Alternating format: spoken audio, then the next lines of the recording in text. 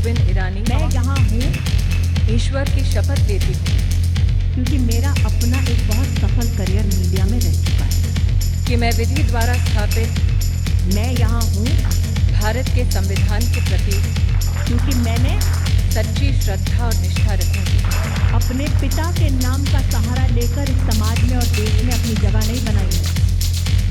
दिल्ली के एक सामान्य से मिडिल क्लास फैमिली में जन्म लेने वाली स्मृति ईरानी, जिनके पापा थे पंजाबी जो बिजनेस चलाते थे थोड़ा बहुत, और माँ थी बंगाली जो हाउसवाइफ थी। पापा बिजनेस जरूर चलाते थे लेकिन इतना नहीं कि सारी लग्जरी, सारी सुविधाएं खरीद ली जाए, और किसी को भी मालूम नहीं था कि दिल्ली के इस मामूली से परिवार की बेटी आगे चलकर गांधी परिवार के नाक में दम करने वाली हैं। लेकिन स्मृति ईरानी का द स्मृति ईरानी बनने का जो सफ़र है वो इतना आसान तो कतई नहीं था। शुरू से ही स्मृति ईरानी काफ़ी ज़्यादा स्वाभिमानी थी। इसके चलते उन्होंने 10वीं कक्षा में ही कमाना शुरू कर दिया था। 10वीं क्लास में ही उन्होंने ब्यूटी प्रोडक्ट्स में एडवर्टाइजमेंट का काम करना शुरू कर दिया था, जिससे उन्होंने कुछ 200 रुपये पर एडवर्टाइजमेंट कमाने शुरू किए, और यहाँ से होती है उनके आगे चलने की शुरुआत। उन्हें आगे भी छोटे मोटे ब्यूटी प्रोडक्ट्स बेचने के लिए ऐड करने के चांस मिले, और इन सब के बीच में स्मृति ईरानी ने मिस इंडिया का कंपटीशन भी लड़ा था।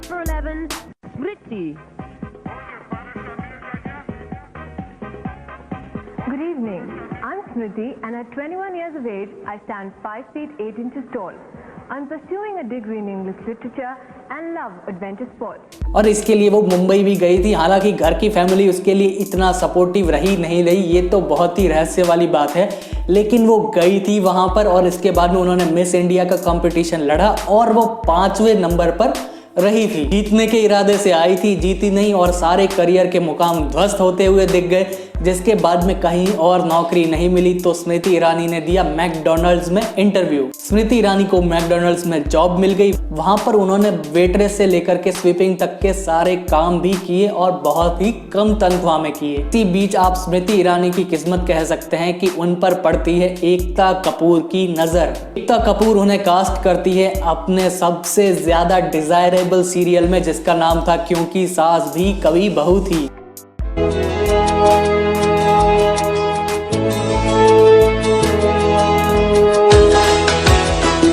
शो जबरदस्त हिट रहता है। स्मृति ईरानी तुलसी के रूप में सब लोगों के बीच में छा जाती है, और यही वो सीरियल था जिसने डेली सोप्स में बहुत बड़े बड़े मुकाम कायम किए। लेकिन ये वो वक्त था जब 2003-2004 चल रहा था, और सीरियल्स करने के साथ में स्मृति बीजेपी के संपर्क में आने लग गई थी, और उनके संगठन में आना जाना, बीजेपी के संगठन में आना जाना स्मृति ईरानी का शुरू हो चुका था।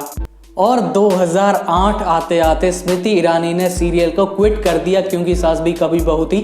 सीरियल को छोड़ दिया, और इसके बाद में वो तुरंत एक्टिव पॉलिटिक्स, पूरी एक्टिव पॉलिटिक्स में चली जाती हैं। हालांकि बीच में उन्होंने बतौर प्रोड्यूसर भी काम किया है। जब स्मृति ईरानी नई बीजेपी में ज्वाइन होती है तो उनकी लोकप्रियता और उनके गृह क्षेत्र में उन्हें आजमाने के लिए उन्हें दोबारा पार्टी दिल्ली भेजती है, और उन्हें चांदनी चौक से टिकट मिलता है बीजेपी की तरफ से। वो लड़ती है चुनाव कपिल सिब्बल के खिलाफ लोकसभा में और हार जाती हैं। हारने के बाद में स्मृति ईरानी को महसूस होता है कि इस तरीके से काम नहीं चलेगा, सीरियल्स की लोकप्रियता अलग है, राजनीतिक लोकप्रियता अलग है। तो वो दोबारा महाराष्ट्र लौट आती है और आकर के वापस संगठन के लिए काम करती है।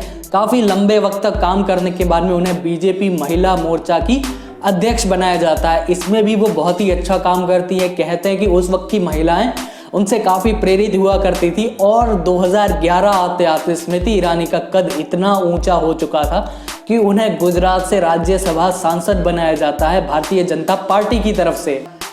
अब एक तरफ तो स्मृति ईरानी बतौर राज्यसभा सांसद पार्टी में अपनी जिम्मेदारियों का निर्वहन कर रही थी, लेकिन तभी 2014 में उनके लिए फरमान आता है हाईकमान से कि उन्हें अमेठी से चुनाव लड़ना है राहुल गांधी के खिलाफ। स्मृति ईरानी ने चुनाव लड़ा, बहुत ही कॉन्फिडेंस के साथ में लड़ा, लेकिन हार गई, क्योंकि उन्होंने पार्टी के लिए संगठन में बहुत काम किया था और राज्यसभा सांसद भी थी। इसलिए उन्हें नरेंद्र मोदी सरकार की कैबिनेट में जगह मिलती है। सन 2014 में बनी सरकार में उन्हें बनाया जाता है HRD मिनिस्टर, बीच में उन्हें शिक्षा मंत्री भी बनाया गया। लेकिन क्योंकि उनकी डिग्री को लेकर के काफ़ी कंट्रोवर्सीज हुई थी, तो इसके चलते उनसे वो मंत्रालय वापस लिया गया और बाद में वो 2018 तक देश की HRD मिनिस्टर रही। 18 में उनका मंत्रालय चेंज हुआ जब उन्हें दोबारा से टेक्सटाइल मिनिस्ट्री दी गई। अब वो पिछले 5 साल से लगातार मोदी कैबिनेट का हिस्सा है, कैबिनेट मिनिस्टर है और कद्दावर नेता बीजेपी की मानी जाती है, जो अमित शाह और नरेंद्र मोदी की सबसे करीबी है सुषमा स्वराज के बाद में। स्मृति ईरानी का ये सफर इतना आसान तो नहीं था। जब उन्होंने अपने निजी जीवन में इतना संघर्ष देखा